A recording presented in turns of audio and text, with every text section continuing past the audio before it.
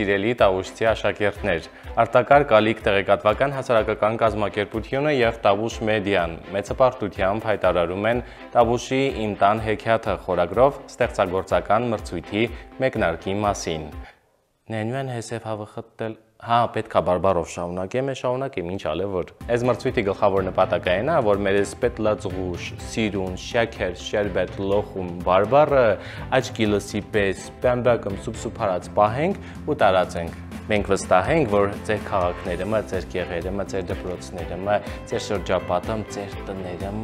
քնջուպուճախները պահած հետաքրքիր պատմություններ ունեք։ Ու այդ պատմություններին ասել է թե այդ համով հեքիաթնին սպասում են իրանց պատմողին, ասել է թե սպասում են հենց ձեզ, ու այդ պատմողներից մինն էլ կարասլեց հենց դու։ Հենց որ մենք սպասում ենք ձեր սիրուն հեքիաթներին։ Մրցույթի մանրամասներին ծանոթանալու համար կարող եք այցելել tavushmedia.am կայք։ Եվ եկեք չմոռանանք, որ մեր բարբառը մեր հարստությունն է։